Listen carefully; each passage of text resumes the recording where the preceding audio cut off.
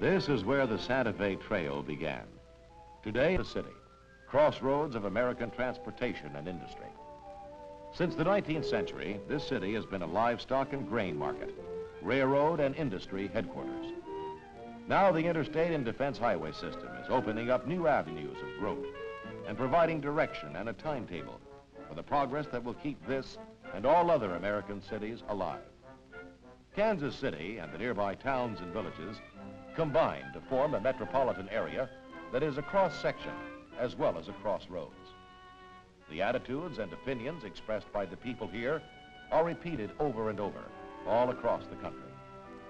It is an ideal location to investigate the importance and the impact of the interstate highway on the nation's economy. Here we can find men like C.C. Pember, store owner and civic leader in Olathe, Kansas. He lives and works just 20 minutes from Kansas City on Interstate 35, and he has seen what the new highway has done for his community.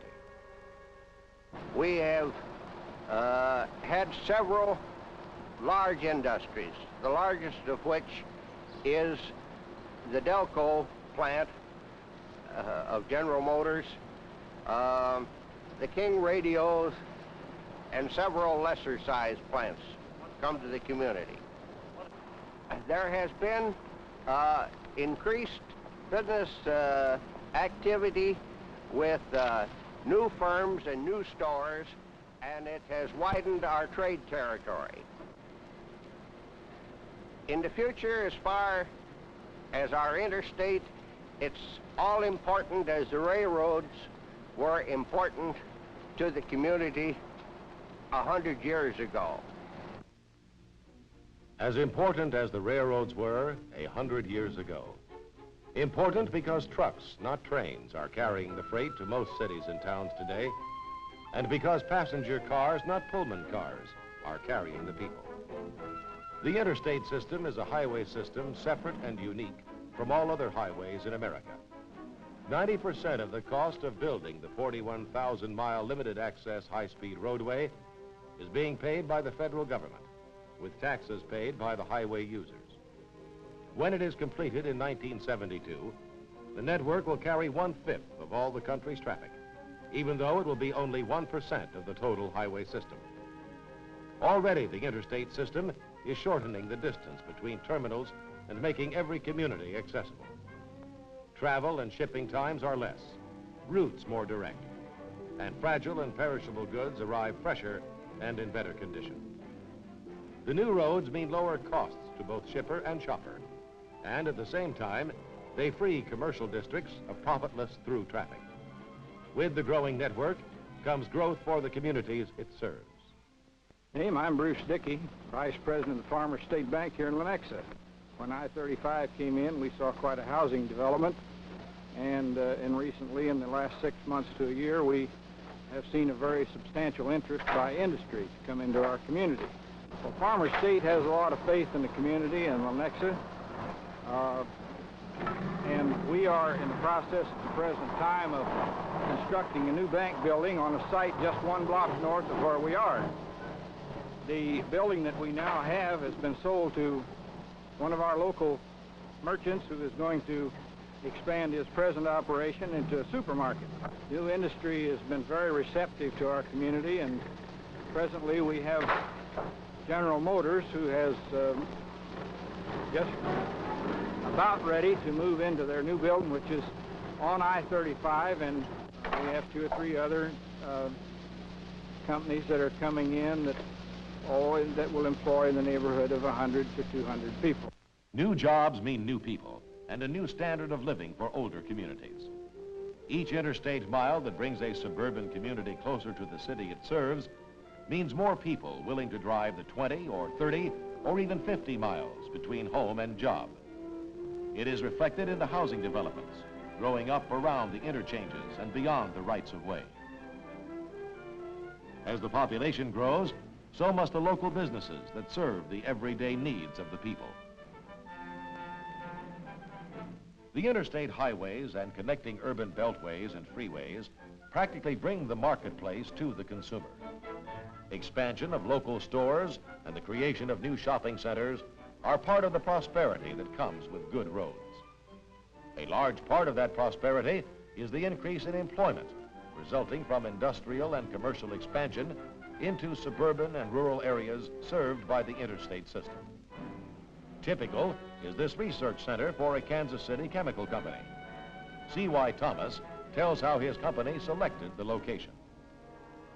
We wanted to be fairly close to downtown Kansas City because we have about 300 people in our general headquarters down there. It is our general operating headquarters, but we didn't want to be too far away. I finally settled on 3 locations along what was then US 50, the highway to Olathe, Kansas, because I knew that in a very short time, Interstate 35 was going to come right by our door, and this would give us high-speed transportation downtown Kansas City. Our people can get downtown to our main office where Dr. Robertson, the head of our Research and Development Department, has his offices. They can get down there in 15 to 20 minutes from this place, and this makes it a splendid location.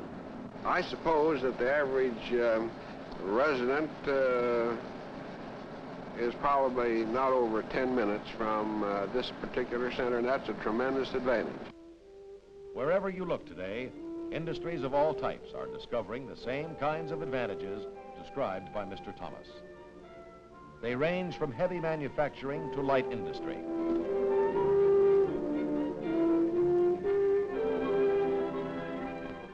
Insurance companies.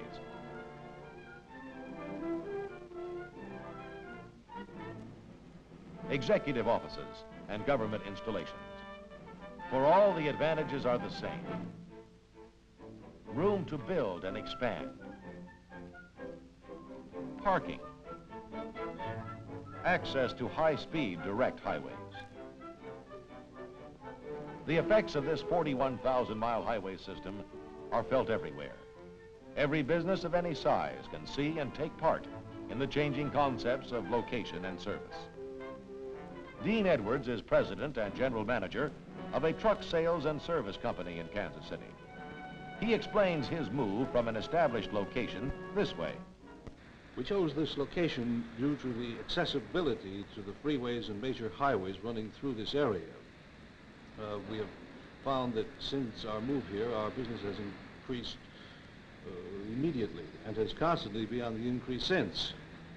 Due to the accessibility to the highways, the customers find it much easier to get to us. We found a piece of property that had probably more parking area than the property here. However, it wasn't accessible to the interstate freeway system. I think the urban renewal program possibly was prompted partially because of the interstate system. Urban renewal prompted because of the interstate system. Mr. Edwards was, of course, speaking about Kansas City. But the same thing could be said for almost every city and town in our country. The masses of earth, steel, and concrete that are being moved and molded to build the interstate system are setting up waves of movement in all our urban areas.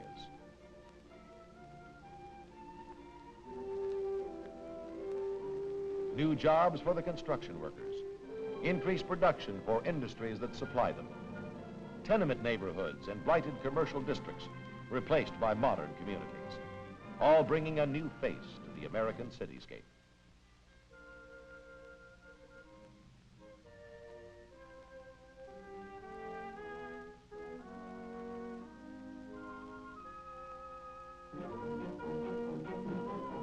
The new highways, with access ramps, connecting loops, and feeder streets, are being integrated into total transportation plans for urban areas.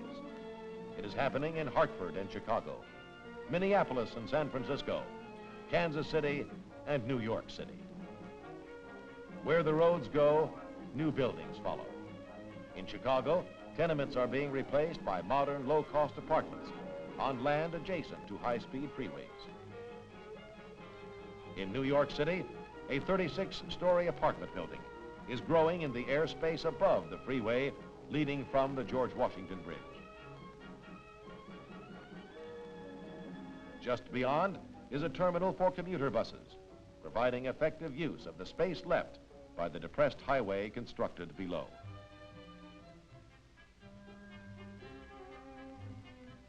In fact, as far as the eye can see, in almost every city, concrete and asphalt are changing the patterns of land and land use.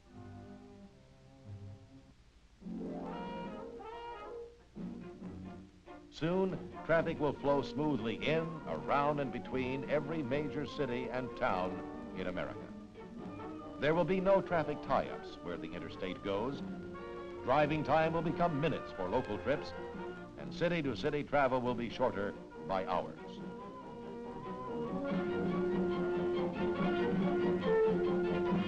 The interstate and defense highway system is opening new vistas for all highway users.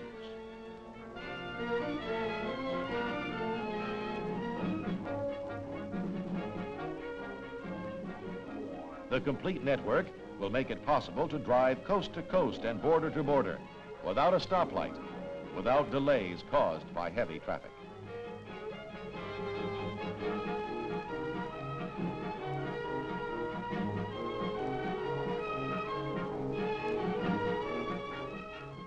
The scenic beauty of our land will be within sight of every traveler.